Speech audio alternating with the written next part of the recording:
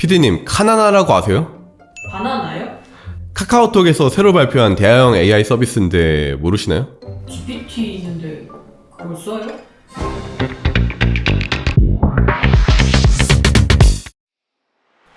이번 영상은 좀 셉니다. 매운맛이 가득하니까 혹시 카카오 주주시거나 카카오 관련사에 근무 중이시라면 기분이 조금 나쁠 수 있으니까 지금 뒤로 가게 해주세요. 3, 2, 1 나가지 마세요 이제. 카카오는 IT 기업일까요? 플랫폼 서비스 기업일까요? 저는 IT라고 생각합니다. 그리고 IT 기업의 핵심 경쟁력은 기술력이죠. 그런데 여러분은 카카오에게 기술력이 있다고 느껴지십니까? 스타트업의 화려한 성공시나 카카오가 몰락하고 있습니다. 며칠 전 카카오가 카나나라는 AI 서비스를 if 카카오 AI 2024에서 공개했는데 이거 뭐 1, 2년 전도 아니고 좀 갸우뚱하는 발표였습니다. 정신학 카카오 대표님이 카나나를 소개했는데 이 대표님이 얼마 전까지 카카오 벤처스에 계셨어요. 스타트업 씬에 있는 분들 사이에선 굉장히 좀 유명하신 분입니다. 아무튼 이번에 공개한 카나나는 그와 별개로 웬 뒷부? 이런 생각이 들었어요. 오늘 이프 카카오에 와주셔서 기분 좋다는 것을 밝은 톤으로 한번 생성해봐 주시겠어요?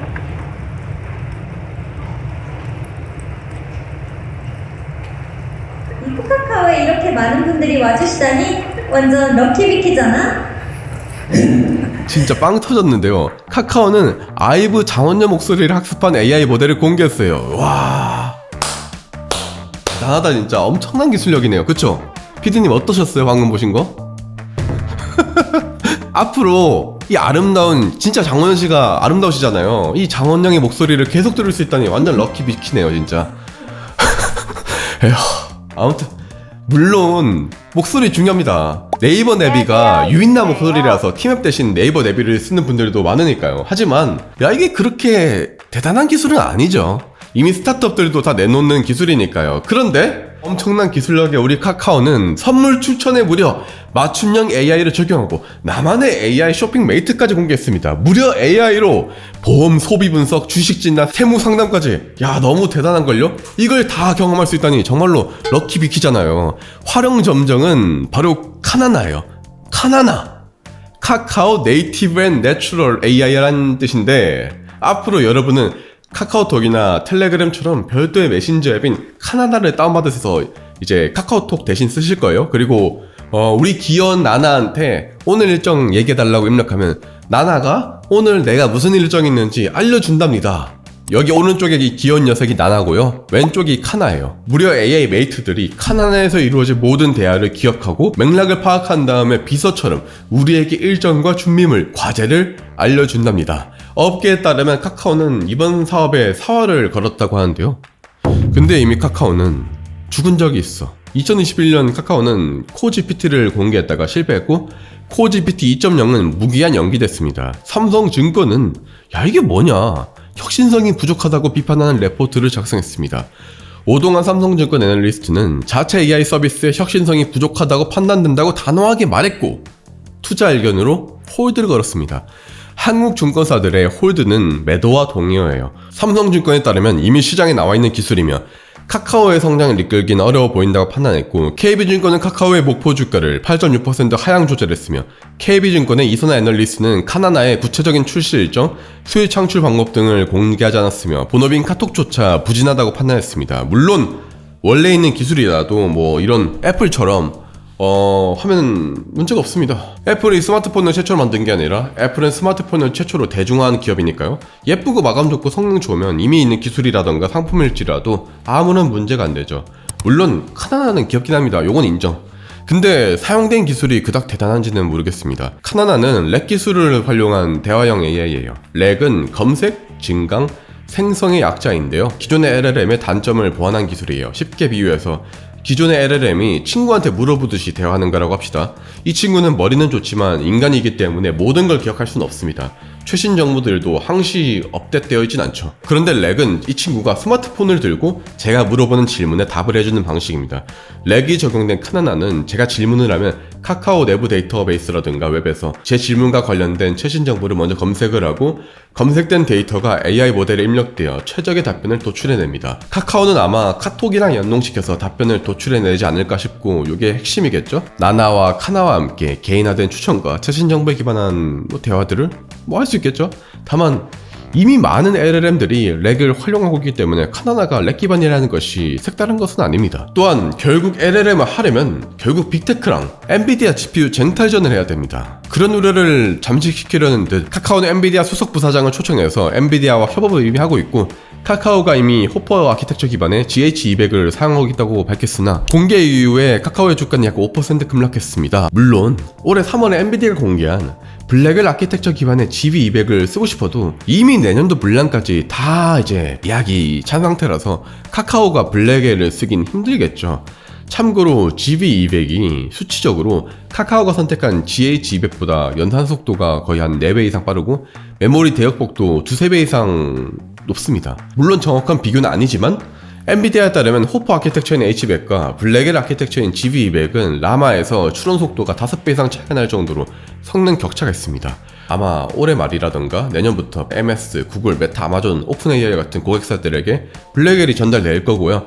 카카오와 성능 격차를 더 크게 벌리겠죠. 이미 솔직히 이게 우리나라 AI들은 좀 밀려있긴 합니다. 스탠포드 보고서에 따르면 한국이 좀 기분 나쁘지만 AI 후진국으로 분류가 되어져 있고 유의미한 AI 파운데이션 모델이 없다고 합니다. 언론사는 이를 두고 이집트랑 아랍에미리트에게도 밀렸다고 평가를 하고 있습니다. 저는 카카오 같은 대기업들이 리스크 없는 투자를 지향한다는 점이 문제라고 생각합니다. 우리나라 벤처 캐피탈은 이름은 벤처지만 모험은 잘 하지 않는 경향이 있습니다. 예전에 제가 모 유명 VC에서 IR을 한 적이 있는데 그때 한 심사역이 이거 대표님 리스크 있는 것 같은데 굳이 왜 도전하시는 거예요? 라고 제 기준에서는 좀 얼토당토하는 질문을 하셨는데요. 순간 제가 화가 확 나가지고 좀 철없이 여기 벤처 캐피탈 아닌가요? 벤처면 모험을 해야지 왜 벤처를 안 하시나요? 라고 응수를 했고 떨어졌던 기억이 있습니다. 아무래도 우리나라는 투자의 횟수도 금액도 부족하고 빅테크에 비해서 실패에 대한 두려움도 매우 크며 공격적인 도전에 대해서 소극적인 경향이 강합니다. 카카오 벤처스의 최근 투자 포트폴리오를 보면 2023년 AI 관련 기업에 단 4군데 투자했습니다. 코로나가 한창이라 유동성이 넘치던 2021년, 2022년엔 10에서 한 15군데 투자하다가 확 줄어들었죠. 물론 금리 인상으로 인해서 스타트업에 대한 투자가 다른 하우스들도 많이 줄어들었지만 아니 자신들이 만든 투자사부터 리스크 테이킹을 안 하는데 카카오가 무슨 좋은 서비스를 내겠습니까? 아니 그럴 거면 카카오 벤처스가 아니라 카카오 안전자산운용으로 이름 바꾸셔야죠. 마크 저커버그가 말했듯이 가장 큰 리스크는 아무것도 하지 않는 것인데 우리나라 벤처 투자자들은 금리 인상 이후에 대부분 아무것도 안 하기 시작했죠. 벤처에 투자하는 사람들이 모험을 하지 않고 리스크를 짊어지지 않는데 뭐 어떻게 잘 되겠습니까? 조금 더 거시적으로 봅시다. 주식에 관심이 많은 분들은 너무나 잘 아시겠지만 무조건 걸러야 되는 게 하나 있습니다. 뭐냐? 한국형 머시기예요. 한국형 LLM, 한국형 AI. 이게 얼마나 어처구니가 없냐면 한국형 반도체. 이러면 말이 됩니까? 한국형 선박. 말이 됩니까? 적어도 VC라든가 스타트업들이 한국형을 붙이는 것은 우리는 글로벌 경쟁력이 없어. 그냥 내수에서 플랫폼 만들어서 소상공인들이라든가 소비자 고열 빨아먹겠소랑 동일하다고 생각합니다. 부정하시더라도 저 역시 스타트업 씬에 있기 때문에 더더욱 잘 알고 있습니다. 혹자는 소버린 AI를 말하면서 한국형도 일리가 있다고 할 수도 있겠지만 소버린과는 다릅니다. 최근에 네이버가 소버린 AI를 통해서 사우디랑 협력을 추진하고 있는데 소버린 AI는 각 국가가 자체 데이터나 인프라를 통해서 그 국가의 제도랑 문화를 이해하는 AI를 만드는 겁니다. 생성형 AI LLM의 가장 큰 특징이 언어를 이해하고 컨텐츠를 만드는 능력이지 않습니까? 그리고 컨텐츠를 만들기 위해서는 데이터 학습이 필수고요. 학습하는 데이터에는 물리학이라든가 수학처럼 변하지 않는 지식도 있지만 그 나라만의 언어와 문화, 역사 등도 존재하죠. 특정 문화권에 편향된 데이터를 학습한 AI가 글로벌 시장을 지배하게 된다면 특정 문화에 대해서 왜곡할 가능성이 있습니다. 특히 LLM은 이용자가 많으면 많을수록 성능이 향상되기 때문에 특정 국가가 AI 시장을 독점하게 된다면 시장 독점 문제가 더더욱 커지게 됩니다. 이를 막기 위해서 나온 것이 소버린 AI이며 네이버가 근래 이걸 밀고 있죠. 그래서 자국의 문화가 특히 중요한 사우디 같은 곳들과 협업을 추진 중인 거고요. 자국의 자주성을 기반으로 세계적인 경쟁력을 추구하는 소버린 AI와 경쟁력을 포기하고 내수 시장에 의존하는 한국형 AI는 차이가 있습니다. 전자는 국가 경제에 기여하는 AI를 개발하고 기업과 국가와의 협력을 강화하지만 후자는 단기적인 수익을 추구하고 늘 그래왔듯 수수료 기반 비즈니스에 불과합니다. 당연히 VC들은 수수료 기반 BM이 검증된 모델이니까 요걸 더 선호하는 경향이 짙을 거고요.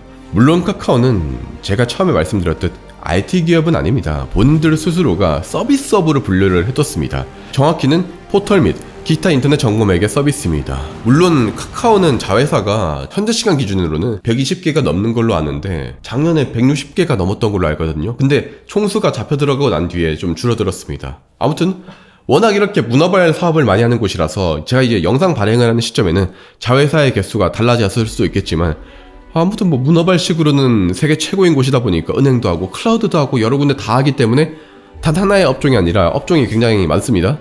그렇기 때문에 카카오의 기술력을 대표하는 카카오 엔터프라이즈만 보더라도 매출은 1786억에 영업이익은 쭉 적자입니다. 작년 영업 적자가 1264억 원이었어요.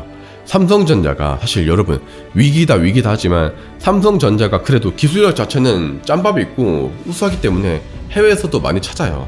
근데요, 다트를 보면 알 수 있듯이 카카오 엔터프라이즈 매출의 무려 51.75%가 한 거래처에서 냈습니다. 이 거래처 갑이 어딘지는 모르겠지만 뭐 카카오 엔터프라이즈랑 매우 친한 곳이겠죠? 2021년에 나온 다소 오래된 기사긴 하지만 과거 카카오는 카카오 엔터프라이즈에 일감을 몰아준 적이 있다고 하네요. 카카오가 카카오 엔터프라이즈에 일감을 몰아주지 않았다고 하더라도 재무제표에서 볼 수 있듯이 카카오 엔터프라이즈 매출의 거의 대부분이 국내에서 나옵니다. 우수한 기술이면 삼성전자든 SK하이닉스든 해외 매출이 상당해야 됩니다. 참고로 삼성전자 해외 매출이 전체의 90%에 달합니다. LG전자는 전체 매출의 40%가 해외에서 나오고요. 이게 기술 기업입니다. 기술이 뛰어난 기업들은 해외에서도 찾아줍니다. 하지만 카카오를 찾아주는 해외 기업이 어디가 있나요? 물론 도전은 응원합니다.